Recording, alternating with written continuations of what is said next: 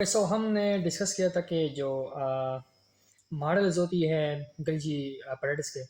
तो पहला जो मॉडल है वो तो हमने ऑलरेडी अपलोड किया है। अब ये हमारा सेकंड मॉडल है जिसको हम कहते हैं सिस्टम मैच्योरेशन और प्रोग्रेशन। हमें पहले से पता है कि हमारे साथ जो गलजी पैराडाइस है उसमें तीन जो है वो पार्ट होती है, सिस फेज, दूसरा होता है मेडियल और तीसरा होता है ट्रांस।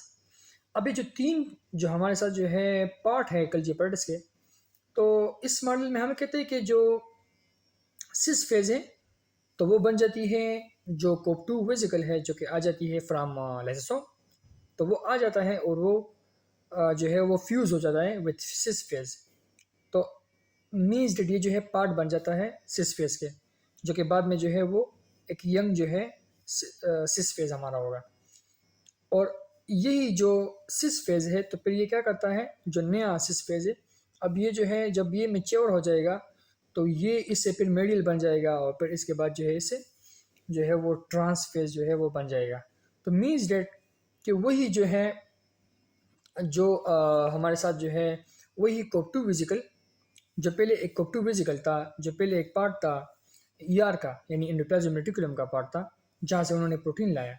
अब वो बन गया पहले जो है वो सिस फेज, फिर इसके बाद वो बन गया मेडियल और बाद में वो बन गया ट्रांस। और इसके बाद जो है उससे बन गया सिक्रेटरी वेजिकल, वो वेजिकल जो कि बिल आउटसाइड जो है हमारे साथ कोई प्रोटीन चाहिए तो फिर वो आउटसाइड जो है वो इसी फॉर्म में जो है वो पहुंच जाएगा। सो ये जो है ये मॉडल हमें ये कहता है।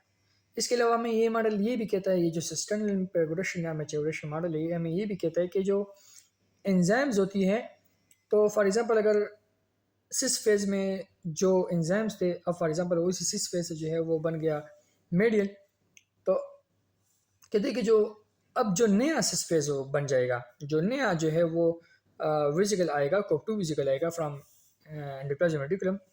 तो क्या होगा कि जो प्रोटीन है जो अभी वो, बिकॉज अब ये जो सिस फेज अभी बन गया मेडियल, तो मिडिल से वो प्रोटीन जो है जाएंगे to again by by COP one vesicle.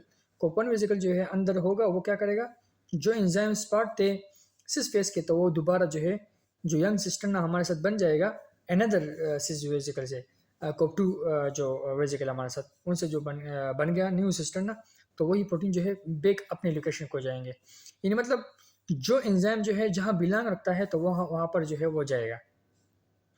इस तरह जो है ये मॉडल हमें जो है ये सब कुछ जो है वो कहता है कि जो हमारे साथ जो स्टेजेस हैं, यानी हमारे साथ जो तीन हमारे साथ जो है वो जो पार्ट है गलजी पैराडाइस के, तो वो जो है परमानेंट नहीं है, बल्कि वो जो है वो डिफरेंट, वो चेंज हो जाती है।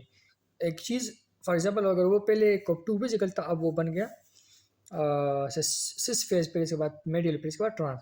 या जो हमारे साथ जो इसके अलावा ये कि जो एक्स्ट्रा पॉइंट है वो हमने ऑलरेडी आपको बताया कि जो कोप वन वेजिकल होता है वो क्या करते हैं, वो एंजाइम को जो है जो सिस फेज में जो एंजाइम होगा, अब वो सिस फेज से तो मेडियल बन गया, तो मेडियल से वो एंजाइम जाएंगे to cis phase by COP one vesicle. COP one vesicle जो है ये सब कुछ करता है।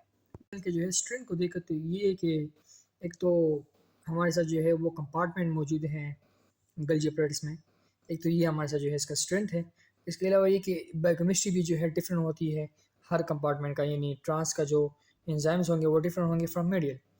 इसके अलावा ये कि जो ये फार्मेशन है इन सारों का तो वो ट्रांसिएंट है, यानी मतलब टेम्पररी है। और इसके अलावा ये कि जो बायोकेमिस्ट हमें कहते हैं कि जो प्रोटीन है वो ट्रांसफर होता है, लार्ज प्रोटीन जो ट्रांसफर होता है वो भी हमें ये मॉडल कहते हैं। इसके अलावा ये कि हमारे साथ जो है वो स्ट्रक्चर वेरिएबिलिटी जो है वो आ जाती है गलजी पैराडाइस में। तो ये इसके स्ट्रेंथ है इस मॉडल के जो वीकनेसेस है वो ये है कि ना तो ये हमें कहते हैं कि जो सिस्टर्नी के दरमियान जो कनेक्शन है, जो ट्यूबुलर कनेक्शन है, तो वो हमें नहीं, ये नहीं कहता। इसके अलावा ये कि कितने स्पीड पर जो है प्रोटीन जाते हैं from cis to medial then to trans. वही कि हमें ये भी नहीं कहता कि हमारे साथ जो गलजी नेटवर्क है तो वो किस तरह जो है वो फ्यूज़ हो है। तो ये इसके जो है वीकनेसेस है। और जो हमारा थर्ड मॉडल होगा वो हम नेक्स्ट वीडियो में जो है पेश करेंगे। तब तक के लिए गुड बाय।